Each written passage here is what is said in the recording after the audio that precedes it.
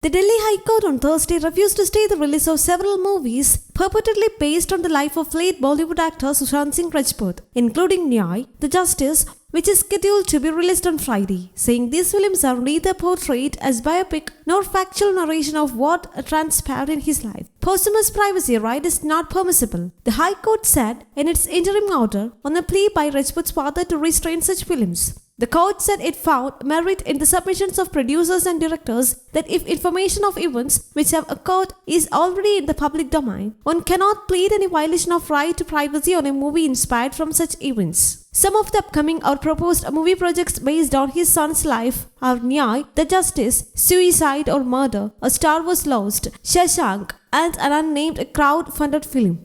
Justice Sanjeev Narula dismissed the application by the Rajput's father, Krishna Kishore Singh, seeking to restrain anyone from using his son's name or likeness in movies, saying the plaintiff has failed to satisfy the three-pronged test for grant of pre-emptory injunction to restrain exhibition of the films. The court, however, directed the filmmakers to render complete accounts of the revenue earned from the films if any case of damages is made out in future, and listed the suit for completion of pleading before the joint registrar. The court said the producers and directors claimed the films to be fictional rendition of true events surrounding the lives of film or TV personalities, including Rajput, who was reportedly found dead at his home in Mumbai. The investigation is still on. The court noted that senior advocate Vikas Singh, representing Rajput's father, has fleetingly argued that the right of free speech in matters of news reporting does not enjoy the same protection when it comes to matters of commercial exploitation. The court said the argument is misconceived and one cannot read this classification of core and non-core rights under Article 19(1)(a) of the Constitution, and the protection and guarantee provided by the Constitution would apply with equal rigor, even if the publication leads to commercial gain. The defendants have firmly stated that nowhere has the plaintiff or his family or SSR's name, image, persona, likeness, etc. been used by them. The only resemblance to SSR, as defendants have asserted, would be an imaginary dramatization of some of the events that occurred in his life. The artistic freedom to create fictional works cannot be controlled, limited, or confined within set boundaries. An artist's inspiration can come from any source, and the court cannot filter real-life events.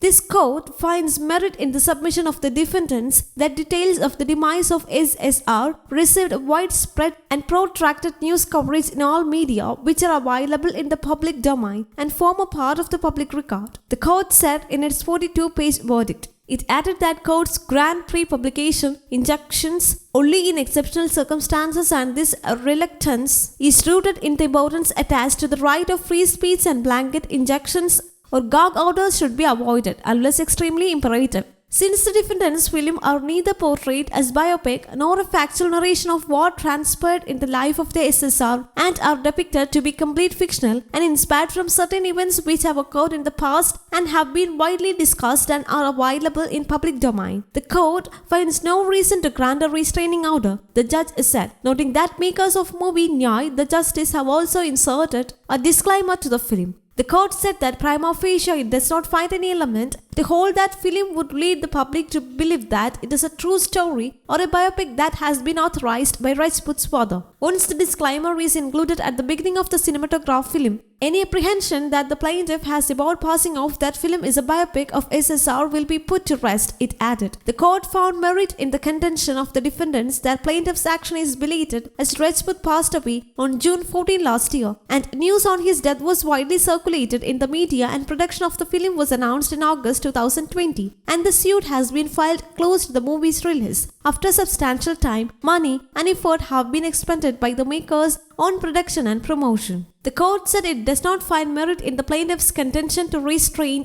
on the strength of his right to fair trial relating to the unnatural death of his son, saying no foundation is set up to demonstrate how the films would impair the trial. In fact, the accused persons who are named in the FIR or are being investigated have not come forward claiming prejudice. While it needs no emphasis that the right to fair trial is a valuable right, however, it must be remembered that the investigative agencies and judicial systems do not rely on cinematographic films for the purpose of investigation or judicial pronouncements. They have to proceed to decide the issues before them by drawing their own inferences and conclusions based on the materials placed before them. In accordance with the law, the court said. The court termed as misconceived a plaintiff's plea that the content of the film is defamatory and will damage his and his son's reputation. News Desk Kamuthi, English.